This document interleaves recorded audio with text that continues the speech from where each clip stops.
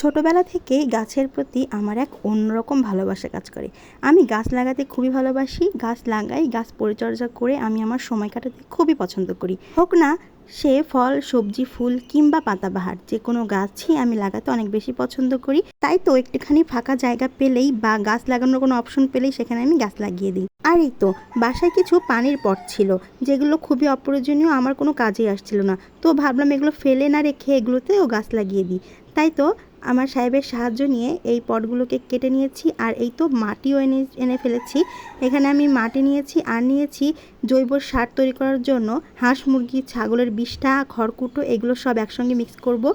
এগুলো মাটির সঙ্গে মিক্স করার ফলে জৈব সারের কাজ করবে, মাটির শক্তি বৃদ্ধি পাবে, আর এই মাটিতে যে কোনো গাছই খুব সুন্দরভাবে বেড়ে উঠবে। আর আমি কিন্তু গাছে সবসময় জৈব সার ব্যবহার করতে পছন্দ করি। আর এই যে আমি পটগুলো শুধু কেটেই নাইনি, একটা চিকন লোহার রড যেটি গরম করে আমি ছিদ্র করে নিয়েছি, যাতে এর থেকে অতিরিক্ত পানি বেরিয়ে যেতে পারে। আর এখানে মাটি নিতে আমার মেয়ে কিন্তু আমাকে সাহায্য করছে। আমরা মাটি নিচ্ছিলাম আমাদের বাগান থেকে, আর সেখানে এই যে আমাকে মাটি তুলতে সাহায্য করছিল আমার মেয়ে। পাকা বুড়ি আমার, সে কিছু পারুক আর না পারুক সব কাজে কিন্তু হাতে হাতে সে আমাকে সাহায্য করে, মানে সাহায্য করার চেষ্টা করে। এটুকুই করুক না, আস্তে আস্তে বড় হবে যখন, তখন আমাকে করে দেবে সব কাজ। তো যাই হোক, ও আমাকে মাটি খুঁড়তে সাহায্য করছিল, আর আমি মাটিগুলো বালতি ভরে তারপর বাসার ভিতরে নিয়ে আসছিলাম। আর এই তো সমস্ত মাটির সঙ্গে এই যে খড়কুটো, পশু পাখির বিষ্ঠা, এগুলো সব খুব ভালোভাবে মিক্স করে তারপর আমি এই যে পটগুলো ভরে নিয়েছি।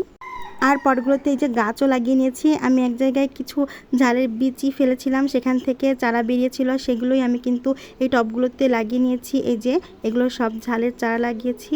আর এই তো পটের যে মুখের অংশ, সেগুলো কিন্তু আমি ফেলে দেয়নি, সেগুলোর ভিতরে মাটি ভরে যে গাছ লাগিয়েছি। এখানে সব পাতাবাহার গাছগুলোই আমি এখানে লাগিয়েছি, সবগুলো খুব সুন্দরভাবে বেড়ে উঠছে আর দেখতে বেশ সুন্দর লাগছিল। আর এই যে আমার ছোট্ট অ্যালোভেরা, সেটাও কিন্তু আস্তে আস্তে বড় হচ্ছে। তো এখানকার সবগুলো গাছের নাম কিন্তু আমি জানি না, ভালো লাগে গাছগুলো আমি এনে রেখেছি, আর আমি চেষ্টা করছি এই প্রত্যেকটা গাছের নাম জানার। আর এই যে পটের মুখের অংশ, এগুলো কিন্তু আমি একটা তক্তার সঙ্গে বেঁধে ঝুলিয়ে রেখেছি, আর এখানে গাছগুলো লাগিয়েছি যেগুলো ঝুলে পড়েছে, দেখতে বেশ সুন্দর লাগছিল। আর এখানে কিন্তু আমার আরও অনেক রকমের পাতাবাহারের গাছ ছিল, এই যে। তো বিভিন্ন রকম গাছ দিয়ে সাজিয়েছি আমি এই কর্নারটা, সব মিলিয়ে এই পাশটা কিন্তু দেখতে বেশ ভালোই লাগছে। আর এই তো আমার সংগ্রহে আরও কিছু পাতাবাহার আছে, এই যে অ্যানাডোরা, যেটাকে সাদা কচু বলে, এটাও খুব সুন্দরভাবে বেড়ে উঠছে। এখানে মানি প্ল্যান্টের গাছও ঝুলিয়ে দিয়েছি আমি, এই যে একটা তক্তার সাহায্যে গ্রিলে বেঁধে রেখেছি। তো এই গাছটাও কিন্তু তার লতা পাতা মেলে একেবারে খুব সুন্দরভাবে বেড়ে উঠছে। এখানে লাগিয়েছি লিলি, আর এই লিলি কিন্তু বর্ষাতে ছাড়া ফোটে না, যখন এখানে ফুল ফোটে। এটা গোলাপি রঙের লিলি ছিল, দেখতে কিন্তু অনেক সুন্দর লাগে। এখানে কিছু বিলাতি ধনিয়া পাতা ছড়িয়ে দিয়েছিলাম, একটু একটু করে চারা বেরোচ্ছে।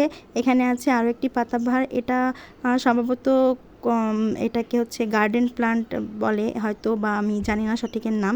আর এই তো গ্রামে যখন চলে এসেছি, কাঠে রান্না করব না তাই কি হয়, তাই তো এই যে জীবনে প্রথমবারের মতো মাটির চুলা তৈরি করে নিলাম। জানি না কেমন হয়েছে, যেরকম পেরেছি করেছি, আর কখনো তৈরি করা হয়নি, এটাই প্রথমবার ছিল। তো দেখতে খারাপ লাগছিল না। আপনাদের কাছে আমার চুলাটা কেমন লাগলো তা অবশ্যই কমেন্টে জানাবেন। আর এটা হলো আমার দাদা শ্বশুরের লাগানো জবা, অসম্ভব সুন্দর কালার এই জবাটির। গাছে খুব বেশি ধরে না এই জবা, খুব দেরি করে ফোটে, তবে যখনই একটা ফোটে একেবারে পুরা বাড়ির সৌন্দর্যই একদম পাল্টে দেয়। আর এর পাশেই আমি একটা ছোট্ট সন্ধ্যাতারা গাছ লাগিয়েছিলাম, আর লাগানোর সঙ্গে সঙ্গে গাছটিতে এই যে কি দারুণ ফুল ফুটতে শুরু করে দিয়েছে। কি যে সুন্দর এই ফুলের রং, একেবারে মন মাতাল করা।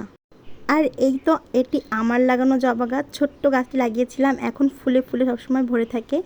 টকটকে লাল রঙের জবা এটি, সবুজ পাতার ঘোমটার ভিতরে একেবারে লাল টুকটুকে নতুন বইয়ের মতো উকি দেয় সারাক্ষণ। ফুলে ফুলে গাছটি সবসময় ছেয়ে থাকে, আর অসম্ভব সুন্দর লাগে আমার এই জবার রং। একটুখানি জায়গা পেয়ে মাটি খুঁড়ে কিছু পেঁপের বিচি ছড়িয়ে দিয়েছিলাম, দেখলাম সেখানেও ছোট ছোট পেঁপের চারা বেরিয়েছে। একটা ছোট্ট কাটা ক্যাকটাস লাগিয়েছিলাম, ভাবিনি এটা বেঁচে যাবে, এখন দেখছি সেটা দিয়েও ছোট ছোট পাতা আর ছোট ছোট ডাল বেরিয়েছে। আসলে সবকিছু যত্নের উপর নির্ভর করে, যত্ন করলেই না তার থেকে সুন্দর একটা রেজাল্ট পাওয়া যাবে। আম্মুর কাছ থেকে পুঁইশাকের বিচি নিয়ে এসেছিলাম, বাসার এক কোণে একটুখানি মাটি খুঁড়ে বিচিগুলো ছড়িয়ে দেওয়া মাত্রই একেবারে এক রাতের ভেতরে এই যে পুঁইশাকের চারাগুলো কিন্তু বেরিয়ে গেছে।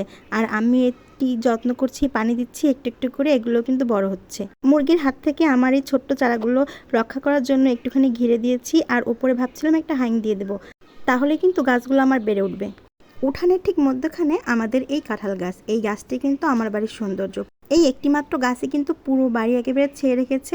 তো এই ছিল আমার ছোটোখাটো বাগান বিলাস, যেখানে যতটুকু জায়গা পেয়েছি একটু একটু করে গাছ দিয়ে সাজিয়ে রাখার চেষ্টা করছি। আচ্ছা, আপনারাও কি আমার মতো গাছ লাগাতে, গাছ পরিচর্যা করতে পছন্দ করেন? করলে অবশ্যই কমেন্টে জানাবেন।